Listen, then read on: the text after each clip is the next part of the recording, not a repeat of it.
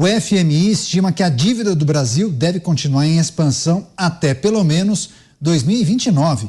De acordo com a entidade, a dívida fechou 2023 em 84,7% do PIB e deve avançar a 86,7% em 2024, até chegar a um pico de 93,9% em 2029. O FMI considera os títulos do Tesouro na carteira do Banco Central. A autoridade monetária exclui esses valores, por isso há uma divergência de percentuais entre as estatísticas. O patamar é consideravelmente maior do que o de países emergentes e de renda média. Vamos começar essa com o Cristiano Beraldo. É uma projeção muito preocupante por parte do FMI e vai, inclusive, na contramão do que muitos integrantes do governo defendem e projetam, né, Beraldo? Porque há uma encenação por parte da equipe econômica do governo querendo colocar essa questão de déficit zero, muita austeridade e tal, só que isso, passado já 1 ano e meio quase de governo, já está evidente que isso é só um discurso. E é até assim, é constrangedor a gente ver que essas metas, elas vão sempre sendo postergadas, elas não são feitas, elas não são concluídas, elas não são alcançadas e sempre tem uma justificativa para postergar. Se a gente olhar para a administração passada do governo Bolsonaro, todos os governos do mundo tiveram que enfrentar uma realidade de uma pandemia que desorganizou a economia do mundo inteiro. Foi uma loucura o que a gente viveu. Esse governo não tem que lidar com o inesperado. Não teve nenhum evento que não seja evento cotidiano do mundo. Mas teve guerra. Sim, já havia guerra, continua tendo guerra. Mas teve o ataque a Israel. Sim, teve o ataque a Israel. Mas isso é assim, o mundo é assim. O mundo não vive totalmente em paz, de forma prolongada. Sempre tem esses eventos. Não é justificativa. A culpa não é dos outros, a culpa é nossa. A culpa é da administração econômica vigente. E a gente precisa lembrar, sempre bom lembrar disso, Caniato, o quanto Roberto Campos Neto foi atacado desde o primeiro dia de governo. O discurso era todo dizendo que o Banco Central não permitia que a equipe econômica fizesse o trabalho que precisava fazer. Aí o governo passou o tempo, indicou 2 diretores para o Banco Central. E aí, cadê a brilhante equipe econômica revolucionando a economia brasileira? Está fazendo o que essa turma sempre demonstrou que é capaz de fazer, que é o nada gerando prejuízo para todo o Brasil. Mota, projeções do FMI, projeções inclusive preocupantes. É possível o atual governo imputar a questões externas, problemas no exterior? Não tem uma pandemia, né? É possível, é claro que é possível, Caniato, é provável, eu diria que é o que vai acontecer. Eu acho improvável uma autocrítica. Eu acho improvável que alguém diga isso é o resultado de ações que nós tomamos e que são erradas, equivocadas, porque vão na contramão de tudo que o mundo já aprendeu. A dívida pública do Brasil é mais ou menos 8 trilhões, com T, minha gente, de reais. Isso significa que cada brasileiro tem uma dívida de mais ou menos 40 mil reais. Se você tiver um filho amanhã, você que está me assistindo, seu filho já vai nascer devendo 40 mil reais. E essa dívida, a tendência dela é aumentar por uma razão muito simples. Nós estamos em um governo que acredita que quanto mais ele gastar, melhor. Não tem uma frase famosa de uma ex-presidenta, gasto é vida, não é isso? Vida para ela, para a gente fica a dívida. Zé Maria, o que é preciso considerar? A projeção do FMI e as ações que o governo está tomando. É possível uma correção de rota? Dá tempo? Olha, em primeiro lugar, eu queria dizer que eu desconfio muito das previsões do FMI. O FMI sacrificou muito o governo anterior e brigou muito, né, com com a equipe econômica, errou, não tem mais escritório no Brasil, fechou o escritório no Brasil, e o Brasil ficou livre da dívida externa, que era monitorada pelo FMI. Chegava a Ana Maria com aquela pastinha, olhando as contas do governo, como um gerente olha o caixa do supermercado e tal, e isso acabou, esse monitoramento do FMI. O FMI não tem nem escritório no Brasil e errou muito no governo passado, muito. O ex-ministro Paulo Guedes. Paulo Guedes brigava com o FMI e mostrou no final que o FMI errou todas. Então, não vou endossar o FMI e as conclusões dele. Não sei como ele trabalha o Brasil sem estar aqui no Brasil, sem ter escritório no Brasil. Agora, o que é a realidade é o problemão que é a dívida interna. Todos os países tem dívida interna, é preciso capitalizar e ter dívida, investir para crescer o país. Os Estados Unidos tem a maior dívida do mundo. Mas por quê? Porque tem um puta PIB, tem um grande PIB, né? Então a gente entende a dívida norte-americana, não entende a nossa dívida. A nossa dívida está atingindo ali 75% do PIB, né? É superior e quase 2 vezes ao orçamento anual, a arrecadação anual. Então, se pegar toda a arrecadação de um ano inteiro, não dá para pagar a dívida. E isto custa caro no nosso dia a dia, porque tem que pagar o serviço da dívida, né? Os juros. E isso é um impacto muito grande, 2 trilhões de reais. Então, assim, não é possível conviver com a dívida dessa e muito menos aumentando. A gente não está pagando o serviço da dívida, paga juros, não paga o principal. E a gente aumenta. Quando se diz, o déficit anual é aumento de dívida. O que ultrapassa a arrecadação vira débito. Então, é um problemão a dívida. O mercado sabe que num determinado momento o Brasil vai quebrar, porque não vai honrar as dívidas, vai pegar todo o orçamento e pagar o serviço da dívida, que é impossível. A aposta é quando isso vai acontecer. Quer dizer, se não cuidarmos agora, se o governo não cuidar, não provocar mais buraco, isso aí vai explodir num tempo muito mais curto.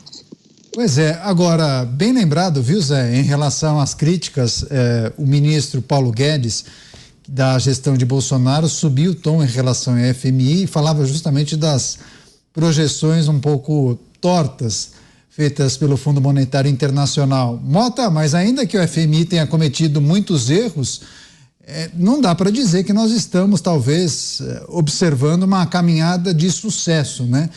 Diante de tantas dificuldades e números que não estão muito aquém daquilo que o governo esperava, nós poderíamos estar em uma situação pior se não fosse o nosso Banco Central e a gestão de Campos Neto. Eu sei que, inclusive, você é um entusiasta da administração dele, não? Não há dúvida nenhuma, Caniato. Não há dúvida nenhuma. A dívida essa dívida louca que a gente tem uma explicação muito fácil. A dívida, o déficit de hoje é a dívida de amanhã. Imagina que você, na sua casa, você ganha R$2.000, mas você gasta R$5.000. Então você tem um déficit de 3.000, virou dívida. Você teve que pegar esse dinheiro emprestado de algum lugar. No mês que vem acontece a mesma coisa, no outro mês acontece a mesma coisa. Qual é o final dessa história? Todo mundo sabe. Chegou uma hora em que vão tomar tudo que você tem, você vai ficar sem nada, porque você acumulou uma dívida impagável. É a mesma coisa que acontece com os governos. Vocês, as pessoas que estão me ouvindo, com certeza já ouviram especialistas, autoproclamados especialistas que dizem, não, com o governo é diferente. O governo pode ter uma dívida que cresce, porque isso faz parte, porque a dívida é que faz a economia mover. É tudo besteira. Um governo que tem uma dívida que só cresce, vai chegar um dia que essa dívida vai ser impagável. E aí o governo vai dar calote. E aí vem a parte muito complicada que muita gente não percebe. Essa dívida, uma parte dessa dívida está na mão de muitos cidadãos brasileiros. São os papéis do Tesouro que as pessoas compram para investir, né? Para poupar, para se aposentar. Os fundos de pensão Tem muita gente que trabalha numa empresa ou trabalha para o governo, em algum órgão, que tem um fundo de pensão que vai pagar aposentadoria um dia, quando a pessoa for se aposentar. E esse fundo de pensão investe em títulos do governo. Então, quando chegar o dia em que o governo brasileiro não puder mais pagar a sua dívida, muita gente vai acordar, olhar para o banco e a aposentadoria não está lá. Vai ser uma tragédia dupla. E as pessoas precisam ter consciência disso. Pois é, Beraldo, antes de passar para você, eu vou trazer uma informação adicional. O Beraldo é especialista em mercados internacionais e vai nos ajudar a traduzir essas informações, porque o real, a nossa moeda, foi a que mais desvalorizou no mundo neste mês de abril em relação ao dólar. De acordo com o levantamento da agência de risco Austin Rating, e divulgado inclusive pelo portal Poder 360, a moeda brasileira caiu 5,1% no mês, com desempenho pior do que países da América Latina como Uruguai, México e Argentina. Argentina, hein? Pior até do que Israel, país que está em guerra. O dólar fechou a terça-feira cotado a R$ 5,26. Os fatores que podem explicar o mau humor do mercado por aqui são revisão dos objetivos fiscais do governo, atrasando a previsão de superávit, e também a perspectiva de juros altos por mais tempo nos Estados Unidos. Você, Beraldo, quando a gente coloca o Brasil nesse ranking abaixo de países em uma situação, em tese, pior, isso quer dizer exatamente o que em relação a essa desvalorização frente ao dólar? Bom, vamos lá, deixa eu tentar ser didático para a nossa audiência entender qual é o problema verdadeiro do Brasil. Primeiro, em relação à dívida. O cálculo da dívida, ela é sempre feito, a sua dívida, em relação ao PIB. Por quê? Porque se a dívida cresce, mas o PIB também cresce, essa relação continua estável, apesar do valor da dívida ser maior. Ou seja, você está criando mais riqueza, em geral, a sua dívida aumenta porque você está investindo mais, você está dando melhores condições de competitividade para o seu país, você está gerando mais emprego, mais riqueza e por aí adiante. Qual é o problema do Brasil? A nossa dívida está aumentando e nós não estamos usando esse dinheiro para fazer nada de relevante para melhorar a dinâmica da economia brasileira. Você não está vendo o pequeno empresário investir, você não está vendo o médio empresário investir, você não está vendo empregos serem gerados, os salários serem melhorados. Isso não está acontecendo no Brasil, por isso nós estamos estagnados e a nossa dívida aumenta. E aí a gente chega nessa situação que o Mota falou. Chega uma hora que você não criou base suficiente para continuar pagando os juros da dívida. E aí o detentor daquele título vai se lascar. Essa é a realidade. E aí a gente tem esse evento que aconteceu agora. O mundo passou por um momento de bastante tensão, sobretudo porque houve um ataque do Irã, que é uma potência do mal, em relação a Israel. Lançou centenas de mísseis na direção de Israel. O Irã sempre foi um inimigo, ou sempre não, mas enfim, tem sido um inimigo tradicional de Israel, só que os ataques eram feitos pelo que eles chamam de proxies, né? Falamos isso ontem, quando entrevistamos o capitão Rony Kaplan. O Irã financia grupos como o Hezbollah e eles é que fazem os ataques. Dessa vez não, foi o próprio Irã que foi para cima de Israel. E essa situação gera uma tensão muito grande no mundo. Com isso, as pessoas olham para ativos de risco e acham que elas têm que ir para um lugar mais seguro, porque o dinheiro hoje é muito dinâmico. E qual é o papel verdadeiro que o Brasil tem no mundo? É o papel da especulação. O mundo não está olhando para o Brasil e enxergando o Brasil como lugar onde fazer investimentos de longo prazo. O dinheiro estrangeiro não está vindo para o Brasil para investir numa fábrica, para poder comprar uma propriedade, construir uma planta industrial. Não está vindo para isso. Está vindo para quê? Para se beneficiar do dinheiro fácil que se ganha num país tão desorganizado economicamente como o Brasil. E aí você tem que trabalhar com a perspectiva. Quando você olha para a gestão hoje econômica, para a gestão do Brasil como um país, você vê alguma perspectiva futura positiva? Ou será que ao olhar para a Argentina, com Javier Milei presidente, fazendo uma reforma profunda no Estado argentino, conseguindo evoluir com os índices econômicos, será que não é para a Argentina que os investidores olham e falam, não, a Argentina tem um futuro melhor do que o futuro brasileiro? Essa é a realidade. O Brasil está em péssima companhia, porque quando há um ataque de uma nação do mal como o Irã a uma nação parceira, irmã do Brasil como Israel, qual o posicionamento do governo atual? Não é condenar o Irã. Não é condenar o Irã. Aliás, Irã, que mata homossexuais, que dá chibatada em mulher que não cobre o rosto, que mata jornalista, que vive um regime ditatorial, autoritário e sanguinário, e o Brasil batendo palma. E depois vem com esse discursinho, temos que defender as mulheres, temos que defender os homossexuais, temos que defender a democracia. Pratique isso, então. Tenha caráter. Pratique aquilo que você defende. Não ande em más companhias como tem andado. Então, você acha que o mundo é cego para isso? Não. O mundo olha essa atitude e vê que o Brasil está num momento de total irrelevância no contexto mundial. E é por isso que o dinheiro vem para o Brasil, ganha o que der para ganhar e vai embora.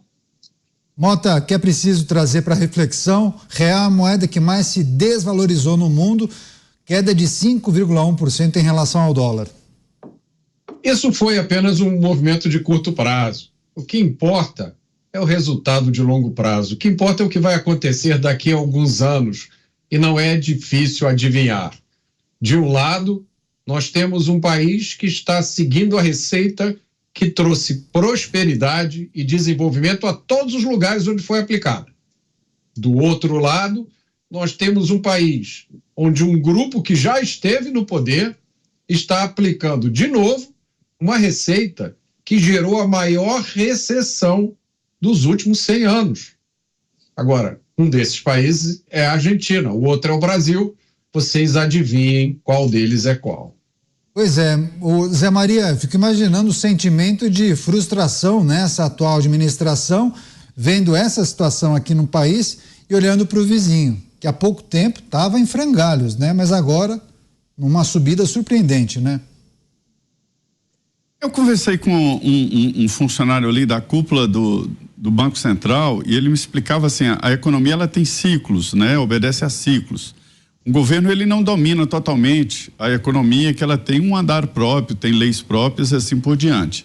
E o cenário internacional não é propício exatamente para o Brasil diante da alta de juros nos Estados Unidos e algumas circunstâncias.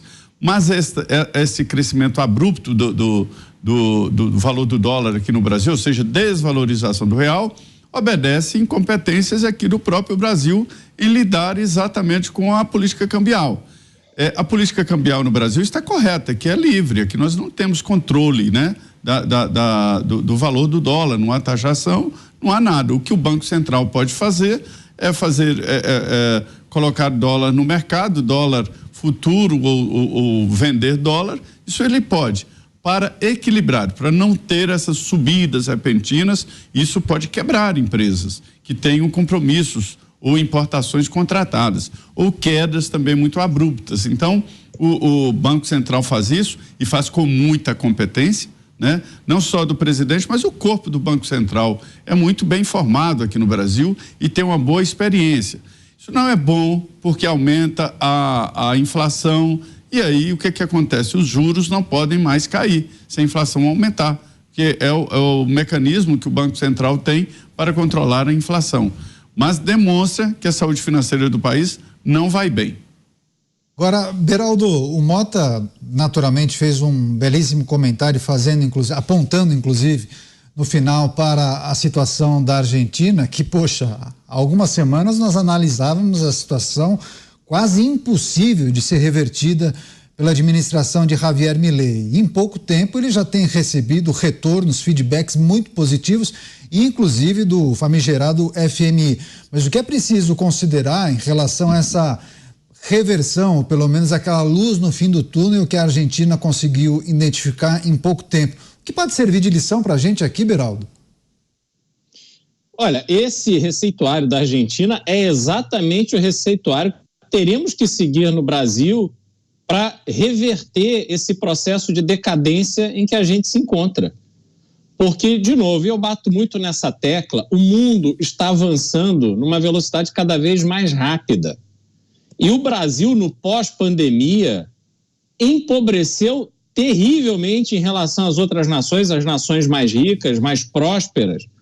É só a gente ver o que aconteceu com o câmbio, só a gente vê o que aconteceu com a própria inflação em países como Estados Unidos e a Europa, que para nós é um drama, né? Os brasileiros que viajam, veem tudo mais caro, só que nesses países o emprego avançou, a renda avançou, eles estão caminhando e eles vão sair fortes desse processo. O Brasil não, o Brasil vai sair mais fraco. A gente regrediu 20 anos, porque a gestão do Brasil é a gestão para o caos, assim como era a Argentina. Só que agora, essa fórmula, que é a fórmula conhecida, não tem nada de mágico em relação a isso, que o Javier Milei está aplicando no país e vencendo essas batalhas contra o sindicalismo, contra aquelas pessoas que ficam ali agarradas nas tetas do Estado, que não querem que as coisas mudem e tal. Ele está vencendo essa batalha e o Brasil vai ter que passar por isso. Só que não passará por isso nos próximos 2 anos, nós sabemos. O momento agora é de sermos resilientes e vermos na Argentina mais uma demonstração de que a força de um país é uma coisa impressionante. Mesmo que a gente chegue daqui a 2 anos numa situação ainda mais grave e crítica do que a gente tem hoje, o povo trabalhador, dedicado, caminhando na direção correta, é capaz de milagres. E a gente pode ver o Brasil reverter esse processo de queda e chegar num momento de muita prosperidade mais rápido do que a gente imagina. Mota, só que as diferenças e divergências ideológicas não fariam o Brasil sucumbir a algumas políticas adotadas pela Argentina. Isso pode ser um problema, né?